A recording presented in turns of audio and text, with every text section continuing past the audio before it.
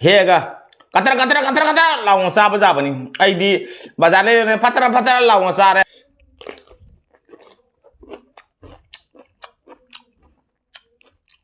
ओ मा मोर की हिनो था करमाई तारा करमाई हे इनो माबू हु देन कार ने बो टेम किदो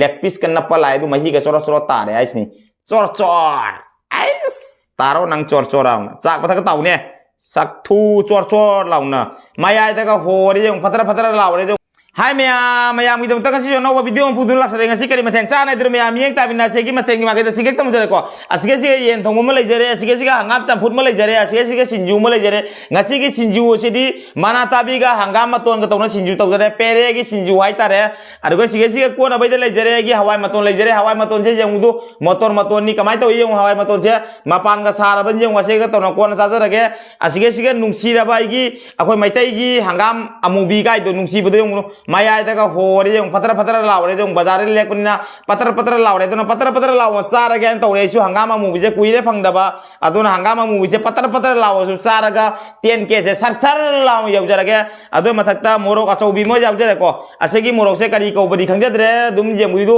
morok achau bani jeng du ai ngo ne na sang bani jeng to ise du ase chia ga sara ga 10k sar laung kajar ge ado matakta handaki naung thorakpa chahi gi adgai thabi macha hai tai du jeng du ase kai thabi ba ai di dum hai je ko thabi khira khai je do mayam na kari ha ba jeng biro thabi macha ni du inam dara thokpa thabi do ado thabi du satha rage ngachi di ase ni ngasi gi mathen se dori mayam cha ba hono ba to rage let's go baby ke kit ya to jara ge khutiya mane ha ma laksara bane kam cha ba ekdam ho jara ge माथेन से करी दगी एकदम लौसा सिगे येन थोंबगा चंफुट कनी हंगाम चंफुट कनी तो मयाम ना खनबिरो एकदम चाबा उजरगे असे सिगा थम्मगे चाबा एकदम नुंगाइ रोदिराबा चाक से मयाम न उद्रा माने दोसि उदुम खरा खरा दी उइना सुमाइन तमता थमजल लगे असे सुमाइन थमसु सुमाइन थमगे नत्र अदो सरादी उपाय लेत्रे थमम से इजा हे जाद्रे इस असोंदे यमा nga आगे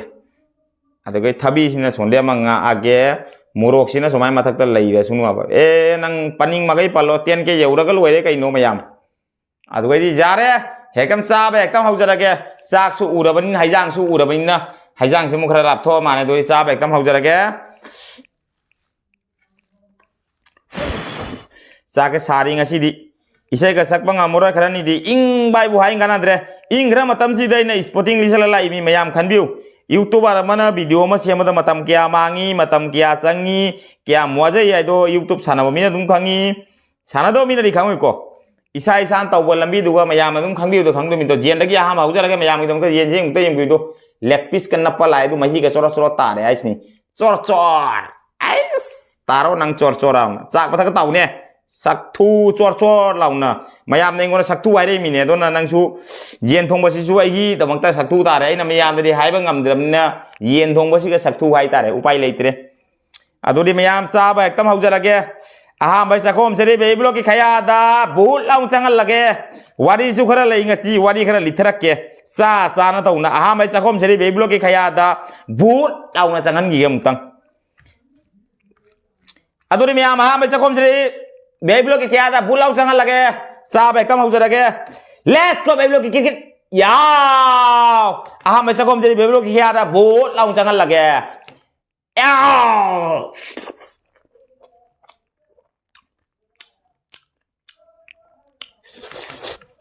हावरे है भजना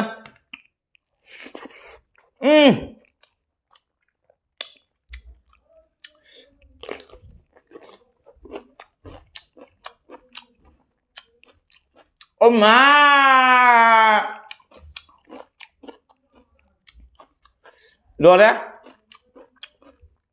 tao bây giờ khá na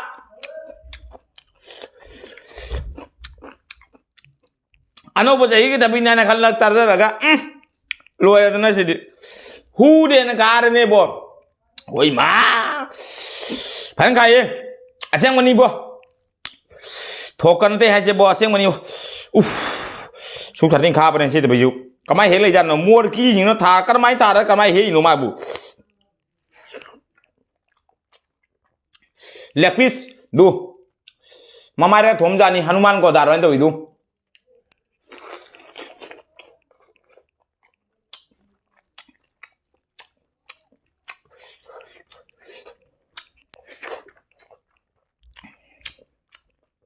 Morok cikya.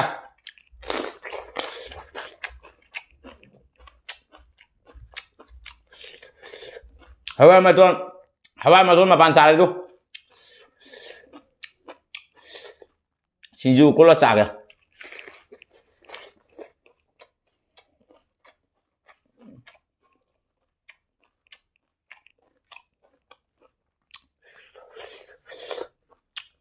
Sinju di padahal mai habu dah. Cha rồi cái rồi một thằng dia.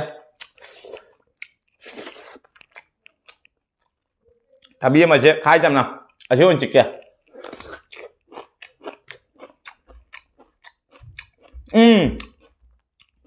À chế phải. Mà chế lùa đấy bơ. Phải thằng gai mà chế.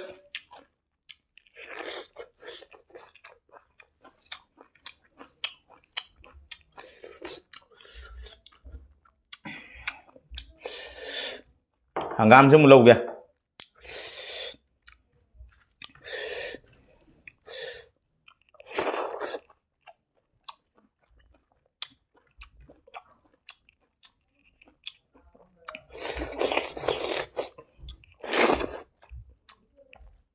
Aduh hàng gam mà được bị. Hàng gam mau bị. Phát lòng phát lòng tận này. Ai đi bazar đấy lấy ra bên upay lấy tiền quá. Zoom da pala di ketek lawan sara. Hega. Katra lawan sa bazar ni. Ai di bazar le patara lawan sara. Upay le tiya don sathar ekdam patara lawan sara 10 ke jau jara kya.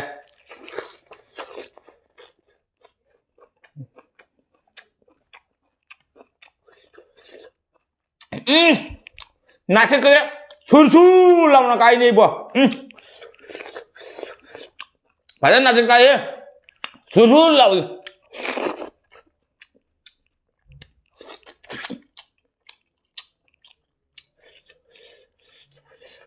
Moto cha ke bo.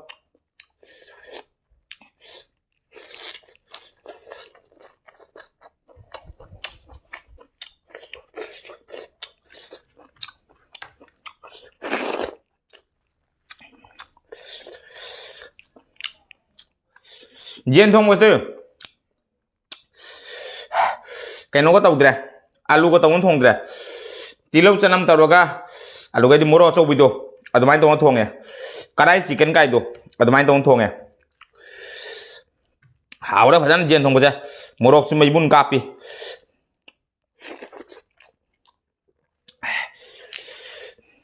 hàng gam mà mua nè mà ruộng mà bur bur làm nó xịt cà bên nè.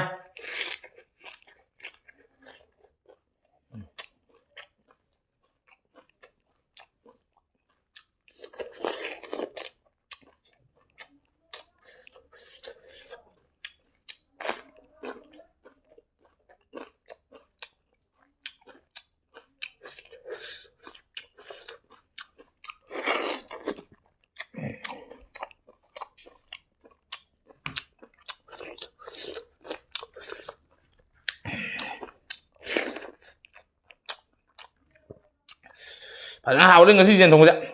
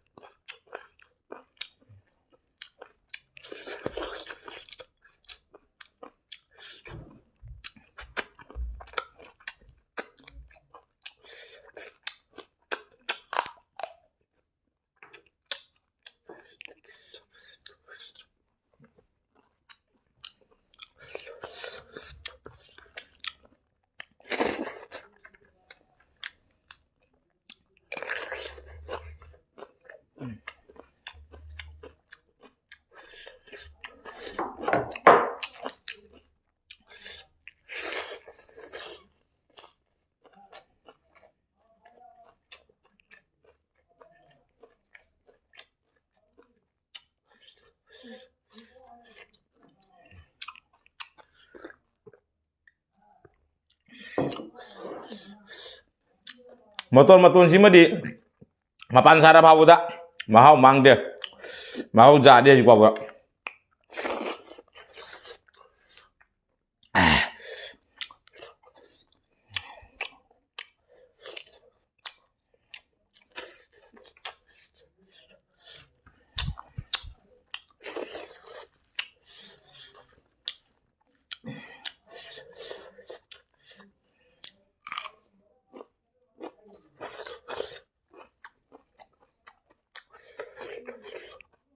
sẽ cho bị ra rồi khá vẫn luôn này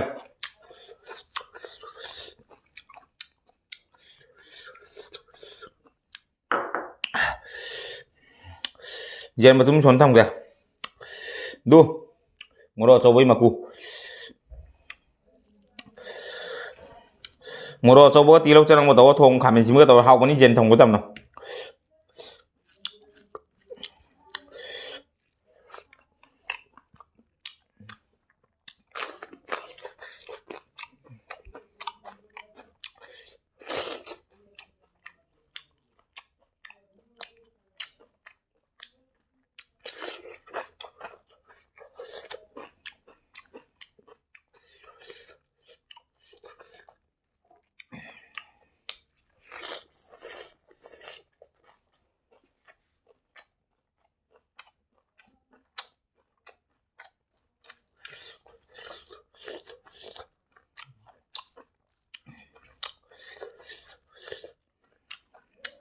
hàng ngang mà đi thật cả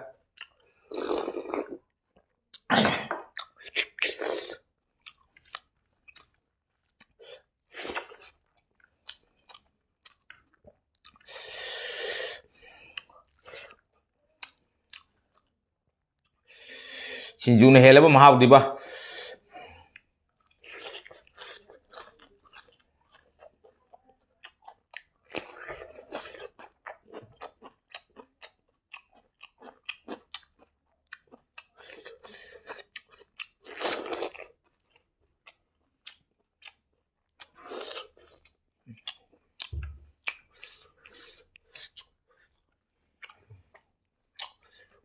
hàng itu patar-patar lah itu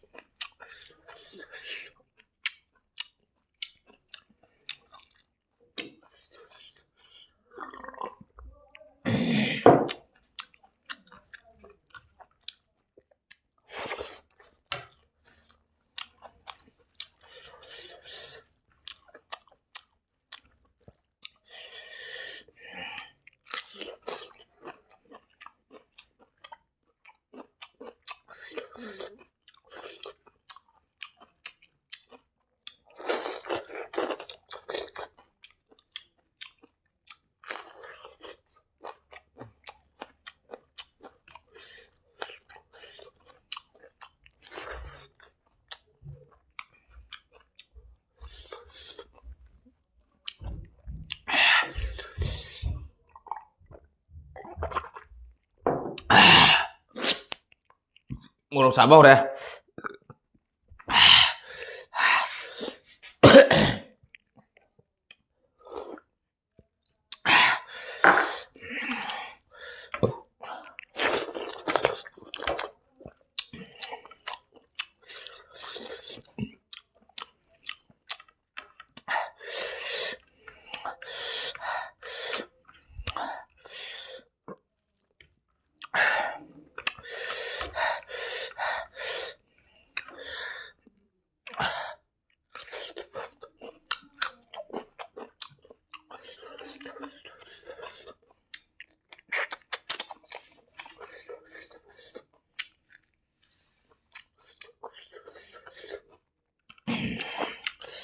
một khán giả đầu tiên không có dạng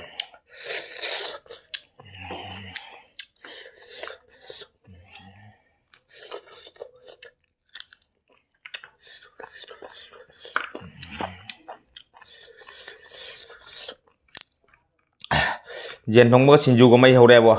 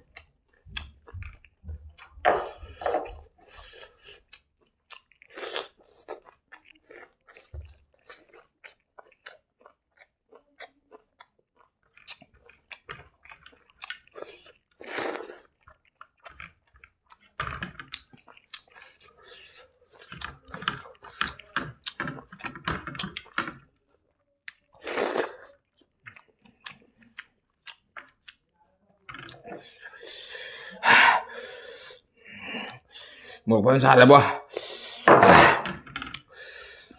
hai căn là tới một sạt phải